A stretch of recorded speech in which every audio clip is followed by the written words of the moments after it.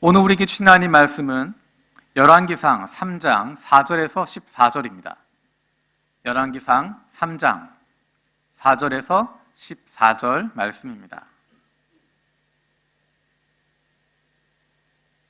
우리 한 절씩 돌아가면서 읽도록 하겠습니다. 기브온에 제일 유명한 산당이 있었으므로 왕은 늘 그곳에 가서 제사를 드렸다. 솔로몬이 그때까지 그 제단에 바친 번제물은 1000마리가 넘었을 것이다. 한 번은 왕이 그리로 제사를 드리러 갔는데 그날 밤에 기브온에서 주님께서 꿈에 솔로몬에게 나타나셨다. 하나님께서 말씀하시기를 내가 너에게 무엇을 주기를 바라느냐 나에게 구하여라 하셨다. 솔로몬이 대답하였다. 주님께서는 주님의 종이요 나의 아버지인 다윗이 진실과 공의와 정직한 마음으로 주님을 모시고 살았다고 해서 큰 은혜를 베풀어 주시고 또 그 큰 은혜로 그를 지켜주셔서 오늘과 같이 이렇게 그 보좌에 앉을 아들까지 주셨습니다. 그러나 주 나의 하나님 주님께서는 내가 아직 어린아이인데도 나의 아버지 다윗의 뒤를 이어서 주님의 종인 나를 왕이 되게 하셨습니다. 나는 아직 나가고 들어오고 하는 처신을 제대로 할 줄 모릅니다. 주님의 종은 주님께서 선택하신 백성 곧 그 수를 셀 수도 없고 계산을 할 수도 없을 만큼 큰 백성 가운데 하나일 뿐입니다. 그러므로 주님의 종에게 지혜로운 마음을 주셔서 주님의 백성을 재판하고 선과 악을 분별할 수 있게 해주시기를 바랍니다. 이렇게 많은 주님의 백성을 누가 재판할 수 있겠습니까? 주님께서는 솔로몬이 이렇게 청한 것이 마음에 드셨다. 그러므로 하나님께서 그에게 말씀하셨다. 네가 스스로 생각하여 오래 사는 것이나 부유한 것이나 원수 갚는 것을 요구하지 아니하고 다만 재판하는데 듣고서 무엇이 옳은지 분별하는 능력을 요구하였으므로 이제 나는 네 말대로 내게 지혜롭고 총명한 마음을 준다. 너와 같은 사람이 너보다 앞에도 없었고 내 뒤에도 없을 것이다. 나는 또한 내가 달라고 하지 아니한 부귀와 영화도 모두 너에게 주겠다. 내 일생 동안 왕 가운데서 너와 견줄 만한 사람이 없을 것이다. 다 함께 읽겠습니다. 그리고 내 아버지 다윗이 한 것과 같이 내가 나의 길을 걸으면 내 법도와 명령을 지키면 내가 오래 살도록 해주겠다. 아멘. 오늘 성경에 나와 있는 이 이야기는 솔로몬에 대한 이야기는 하나님이 가장 좋아하셨던 왕 다윗 그의 아들에 대한 이야기입니다. 다윗 왕이 죽고 나서 그 아들인 솔로몬이 왕이 됩니다. 다윗은 이스라엘에서 가장 위대한 왕이었습니다. 하나님이 그와 함께 하셨고 전쟁에 나갈 때마다 승리를 거뒀습니다. 하나님을 사랑하고 찬양하고 예배하는 사람이었습니다. 다윗 왕은 자기가 이스라엘 왕이 되었지만 진정한 왕은 하나님이라는 것을 잘 알고 있었습니다. 눈에 보이지 않는 하나님을 대신해서 이스라엘 백성들을 다스리는 것이 그에게 맡겨진 사명이라고 하는 것을 잘 알았습니다. 솔로몬은 다윗 왕이 하나님을 얼마나 사랑하는지 그리고 얼마나 위대한 종이었는지를 옆에서 지켜봤습니다. 다윗이 왕이지만 스스로를 하나님의 종이라고 생각하고 내 백성이 아니라 하나님의 백성이라고 생각했던 것. 그래서 하나님이 다윗을 왕으로 세우셔서 하나님의 사랑하는 사람들을 다스리라고 맡겨주셨던 것, 그것을 솔로몬은 보고 있었습니다. 오늘 나오는 내용은 그 솔로몬의 이야기입니다. 왕이 된 다음에 솔로몬의 마음이 어땠을까?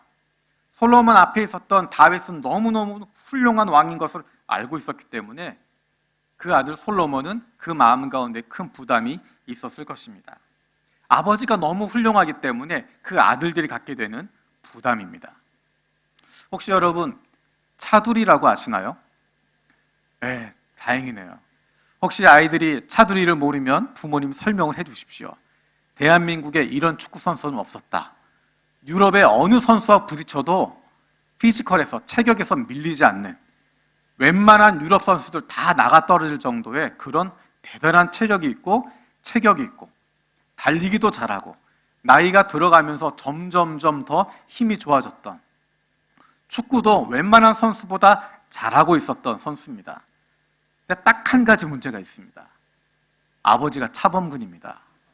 아버지가 차범근 선수다 보니까 전 세계적인 가장 위대한 축구 선수 가운데 한 명이라고 이야기하는 차범근이기 때문에 그 아들 차두리가 아무리 축구를 잘해도, 아무리 다른 선수들보다 잘해도 늘 아버지 차범근과 비교가 될 수밖에 없었습니다.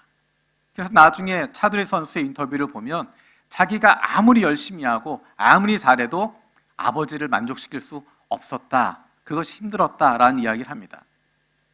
솔로몬은 늘 그 아버지 다윗과 비교되는 자리에 있습니다. 얼마나 부담이 컸겠습니까? 오늘 본문에 보면 솔로몬의 꿈에 하나님이 나타나십니다. 그리고 물어보십니다. 내가 너에게 무엇을 주기를 바라느냐? 나에게 구하여라. 일생일대의 기회입니다. 가장 좋은 기회입니다. 무엇인가 나에게 필요한, 있어야 할 것을 구할 수 있는, 하나님께서 주시겠다라고 하는 기회입니다. 여러분은 무엇을 구하시겠습니까? 솔로몬이 하나님께 구했던 내용, 그것이 어떤 것인가? 조금 전에 읽었지만 6절에서 9절에 나와 있는 내용입니다. 다시 한번 읽어보겠습니다. 솔로몬이 대답하였다. 주님께서는 주님의 종이요 나의 아버지인 다윗이 진실과 공의와 정직한 마음으로 주님을 모시고 살았다고 해서 큰 은혜를 베풀어 주시고 또 그 큰 은혜로 그를 지켜주셔서 오늘과 같이 이렇게 그 보좌에 앉을 아들까지 주셨습니다. 그러나 주 나의 하나님, 주님께서는 내가 아직 어린아이인데도 나의 아버지 다윗의 뒤를 이어서 주님의 종인 나를 왕이 되게 하셨습니다. 나는 아직 나가고 들어오는 꼬아는 처신을 제대로 할 줄을 모릅니다. 주님의 종은 주님께서 선택하신 백성, 곧 그 수를 셀 수도 없고 계산을 할 수도 없을 만큼 큰 백성 가운데 하나일 뿐입니다. 그러므로 주님의 종에게 지혜로운 마음을 주셔서 주님의 백성을 재판하고 선과 악을 분별할 수 있게 해주시기를 바랍니다. 이렇게 많은 주님의 백성을 누가 재판할 수 있겠습니까? 우리가 착각할 수 있는 것은 솔로몬이 똑똑해지는 것을 구했다라는 것입니다. 근데 지금 읽었던 내용을 보면 솔로몬이 단순히 똑똑해지는 것을 구한 것이 아닙니다.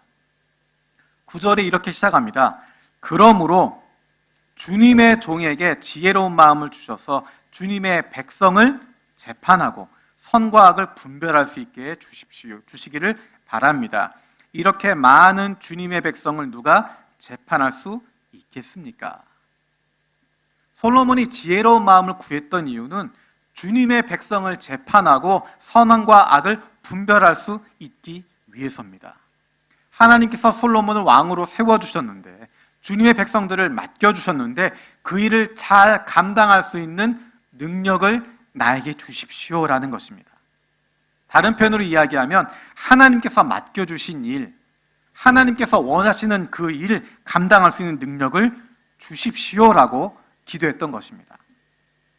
만약에 하나님께서 맡겨주신 일, 하나님께서 원하시는 일이 내가 물질적으로 다른 사람을 돕는 것이라면 하나님이 맡겨주신 일을 감당하기 위해서 나에게 물질을 주십시오라고 기도할 수 있습니다. 만약에 하나님께서 나에게 맡겨주신 것이 내가 공부를 통해서 무엇인가를 하는 것이라면 하나님께 하나님의 지혜를 공부할 수 있는 능력을 나에게 주십시오라고 기도할 수 있습니다. 조금 전에 예를 들었던 차범근 선수가 젊었을 때 가장 많이 했던 기도가 하나님 나에게 축구를 잘할 수 있는 능력을 주십시오라고 기도한 것입니다.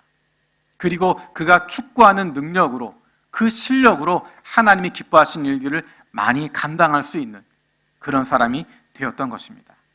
지혜를 구하는 것이 중요한 것이 아니라, 어떤 것, 그것을 구하는 것이 중요한 것이 아니라 무엇을 위해서 구하는지, 누구를 위해서 구하는지가 중요한 것입니다.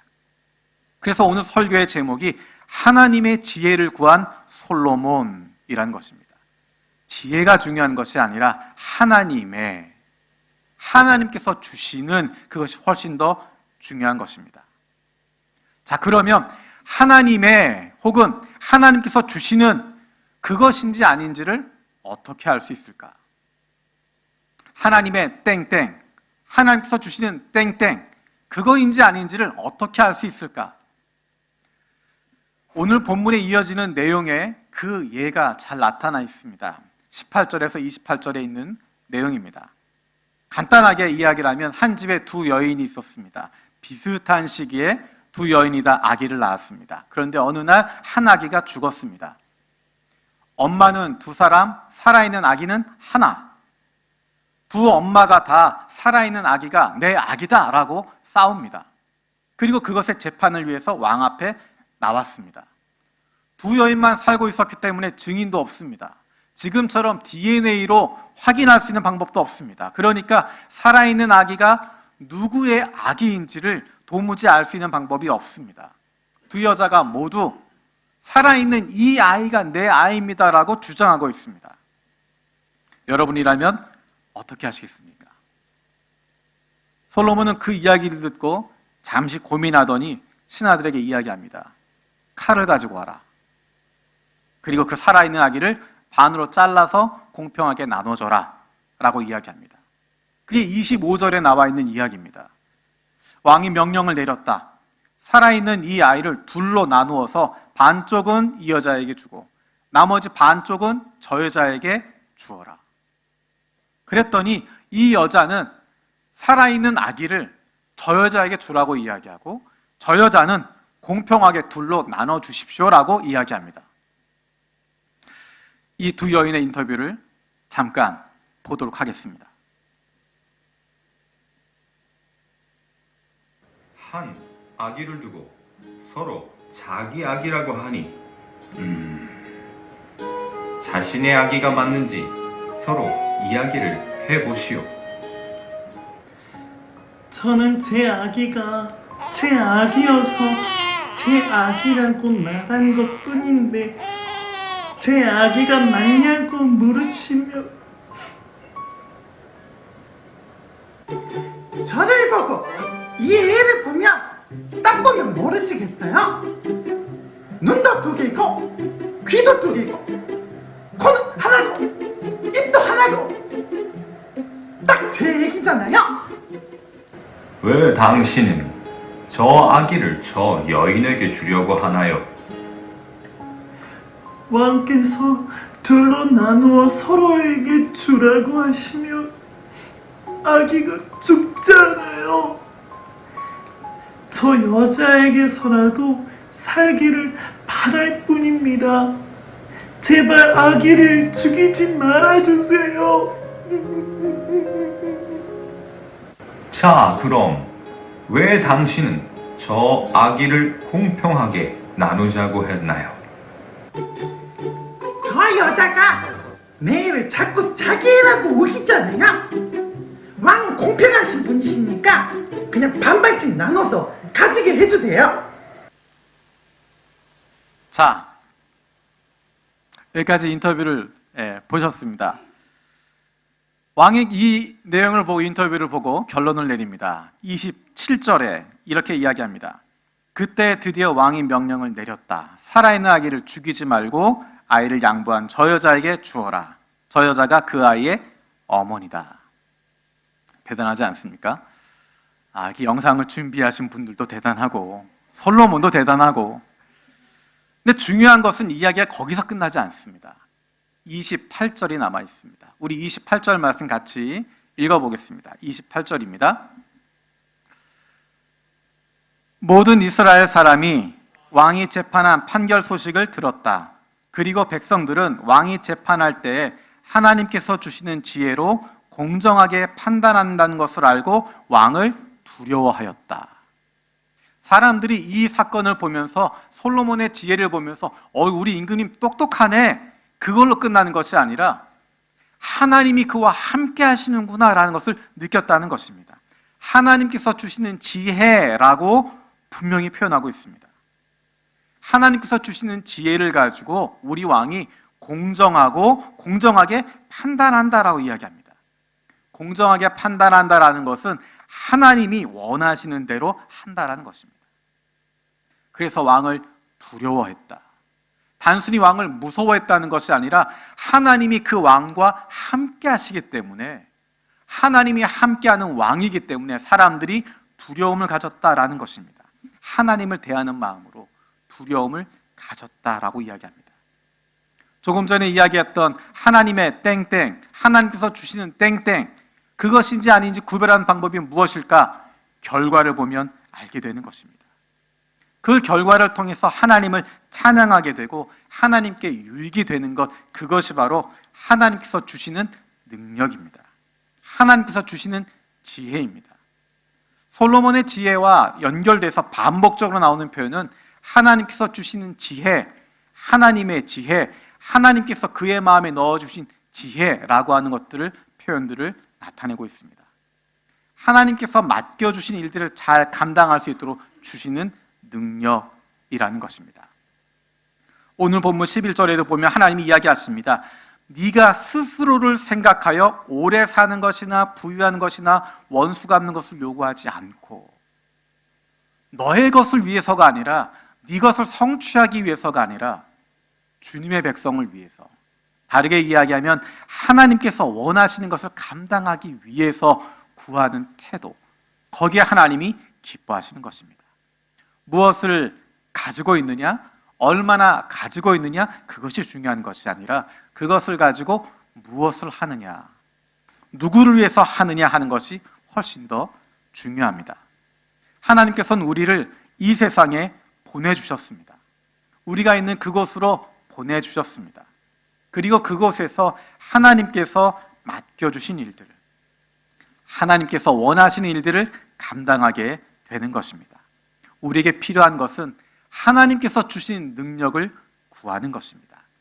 그것이 지혜일 수도 있고, 건강일 수도 있고, 물질일 수도 있고, 그 다른 것일 수도 있습니다. 중요한 것은 하나님이 우리에게 그것을 주시고, 우리를 보내신 곳에서 하나님의 뜻을 펼치는데 사용할 수 있도록 하나님이 그것들을 채워주시고 하나님께 영광 돌리도록 사용할 수 있다는 것입니다.